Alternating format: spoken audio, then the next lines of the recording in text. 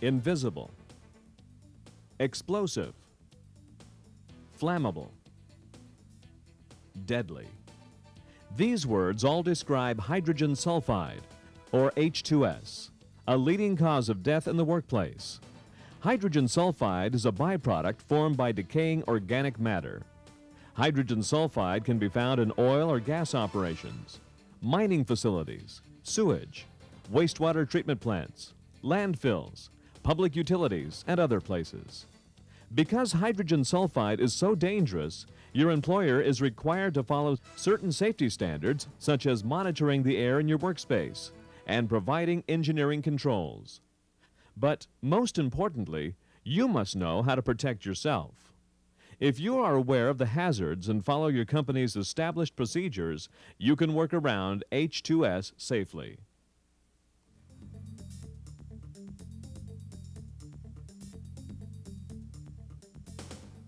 What exactly is hydrogen sulfide? It's a highly toxic, colorless gas whose molecules consist of two hydrogen atoms bonded to a single atom of sulfur. This molecule poses a direct threat to your life and health if not treated with the proper respect and personal protective equipment. H2S has an offensive odor similar to that of rotten eggs at low concentrations. That's why it's often referred to as sour gas, stink gas, or sour damp.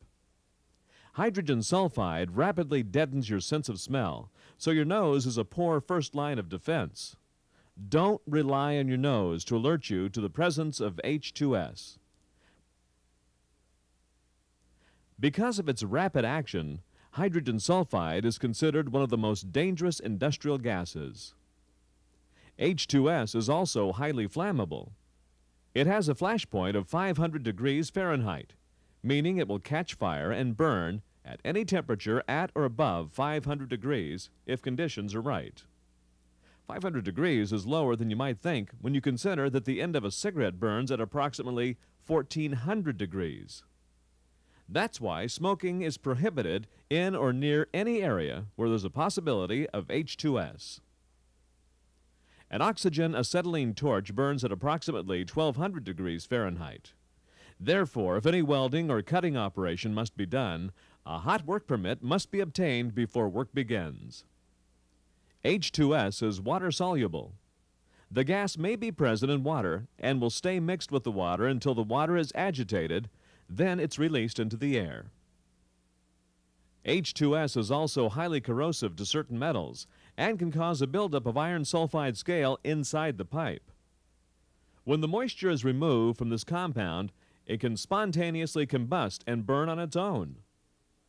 Prolonged contact with H2S may corrode and weaken metal pipes, resulting in a major H2S leak and/or exposure incidents. H2S is recoverable from natural gas and petroleum refining operations and is converted into sulfuric acid or high-quality sulfur.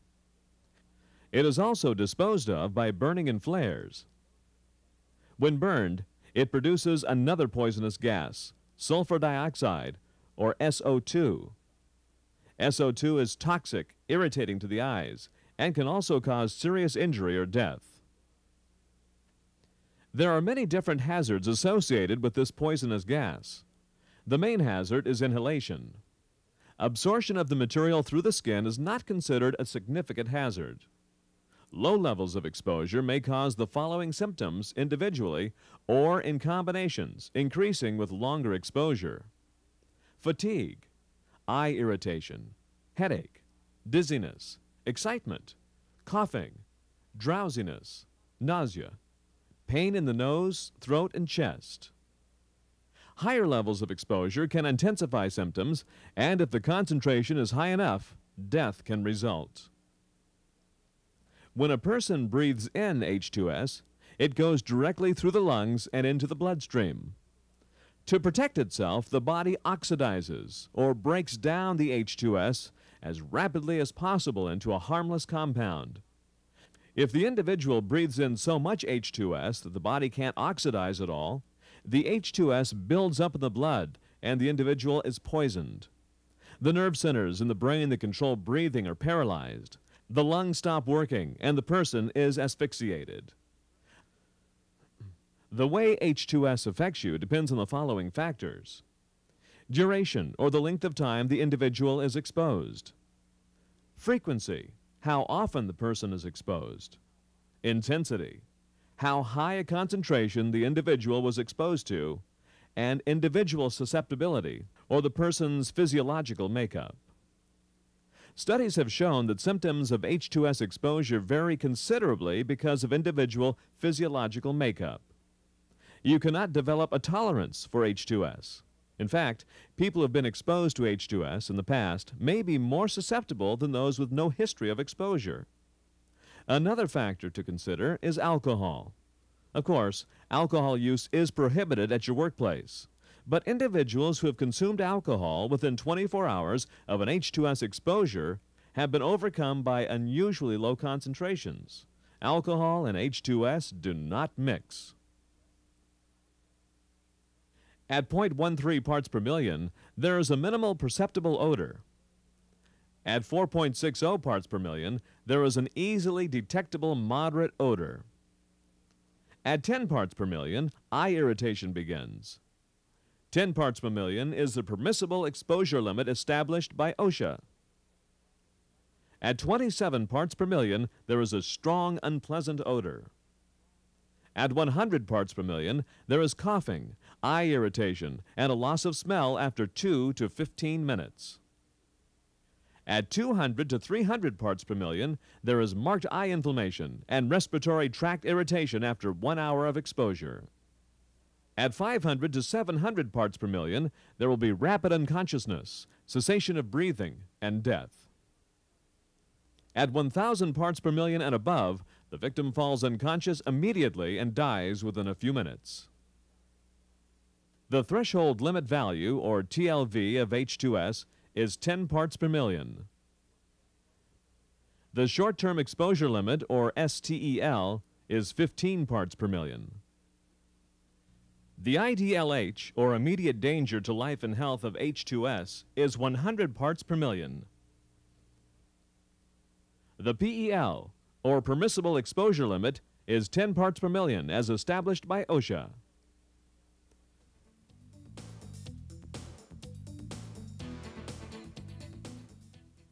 Anyone assigned to a work area that has a concentration of more than 10 parts per million of H2S must wear protective breathing equipment. The most common of these is self-contained breathing apparatus, or SCBA. If worn properly, this SCBA will protect the wearer from the potential dangers of H2S. If not worn properly, it does nothing at all. That is why you must be trained in proper respiratory protection procedures and know how to fit test your equipment properly. Sideburns below the ear, beards and mustaches extending below the lower lip will prevent the wearer from achieving a proper seal. Eyeglasses also prevent a good seal. And of course, contact lenses should never be worn in any industrial environment. Air supply apparatus connect the worker by way of a hose to a fresh air supply. Regardless of what type of protection you use, you can't afford not to know how to use it properly. If you have questions about your equipment or your ability to wear it safely, please ask your supervisor.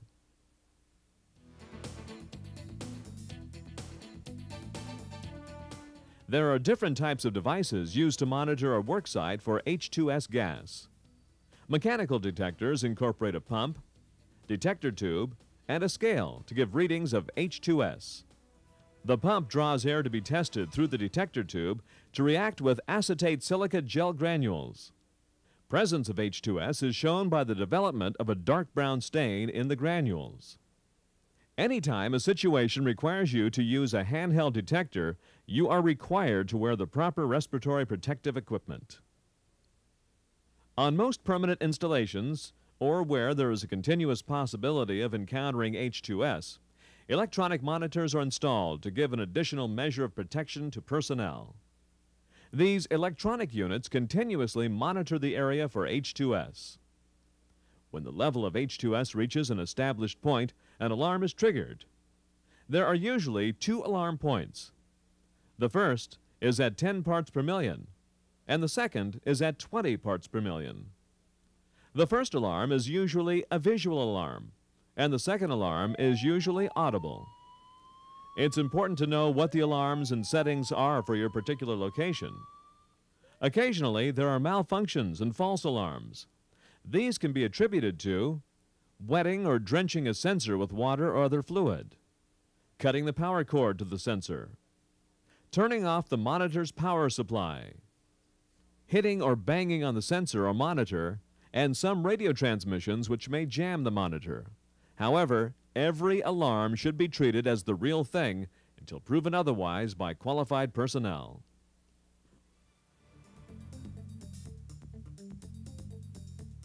On all H2S locations, windsocks and wind direction indicators that are easily seen must be installed. It's important that you remain wind conscious at all times. If the H2S alarm sounds, you should move upwind quickly and, if possible, uphill. The reason for this is simple. H2S is heavier than air. This means that the gas will collect in low-lying areas. Unless the H2S is dispersed, it will remain concentrated. So move away from any low-lying area and upwind in the event of an alarm.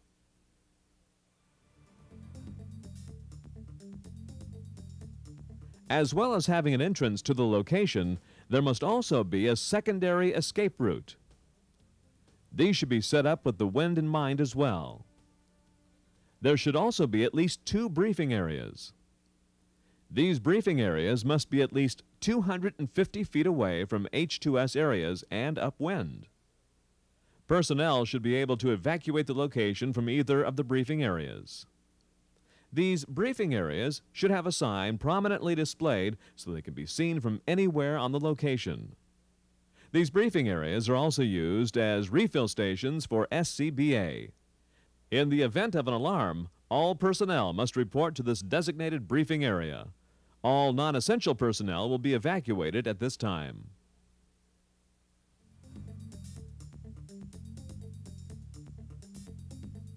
When arriving at an area where H2S is anticipated, you should first look at the condition sign at the entrance to the site. There are 3 different stages of condition denoted by colored flags. Stage 1 is noted by a green flag, meaning normal operations. Stage 2 has a yellow flag, denoting potential danger. This means there is a possibility of encountering H2S, or it has already been detected in small quantities. Stage 3 means extreme danger and is signaled with a red flag. At Stage 3, special operations are being performed, or there is a real danger of encountering high concentrations of H2S. If the red flag is displayed, do not approach the area without proper authorization and breathing apparatus. Park all vehicles facing away from any possible sources of H2S and toward the escape route.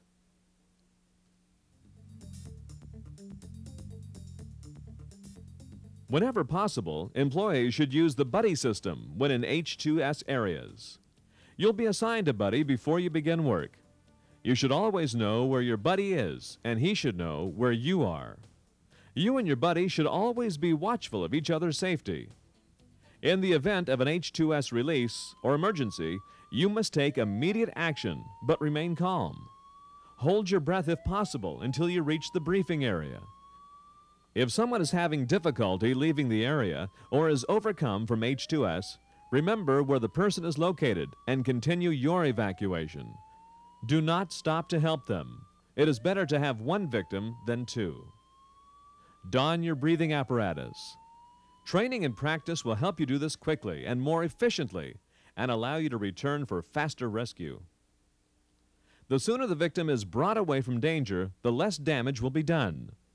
Remove the victim to fresh air as quickly and carefully as possible. Provide rescue breathing and arrange for prompt transportation to medical facilities. No one is allowed to return to this area until it has been monitored and determined to be safe. You will receive additional training in first aid and CPR techniques to help you in rescue efforts.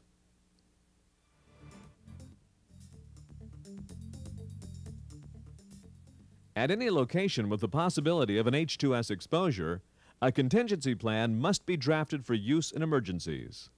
A copy of this plan must be on location and available to all personnel. The contingency plan must contain general information and physiological responses to H2S and SO2 exposure.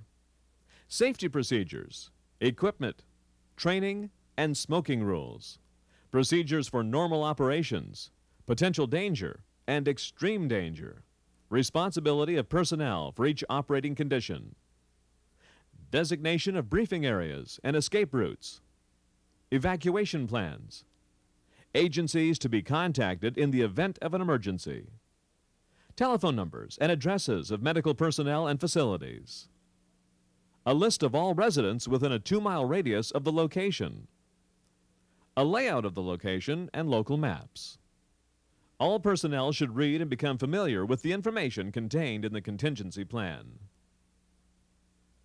That's a lot of information, but it's vital to your safety and the safety of others that you are familiar with, and understand this information when working around H2S. Yes, H2S is invisible, explosive, and flammable, but it doesn't have to be deadly. A high-level H2S exposure can be fatal, but by taking your training seriously and realizing the risk involved, you can work safely around this deadly gas. Take the necessary steps to ensure your safety every day. Make sure your respiratory protective equipment is functioning properly and that you know how to fit test this equipment. Pay attention to wind direction and alarms, and know the location of briefing areas and escape routes. Make note of the condition signs before you begin work. Read the contingency plan so that you can be prepared in the event of an emergency. But remember, all the policies and procedures in the world can do nothing to protect you if you don't follow them to the letter. Do your part for worksite safety. Learn all you can about H2S and its potential dangers. And above all, follow the rules. They're for your protection. If you do this, you'll be a much safer employee. You owe it to yourself.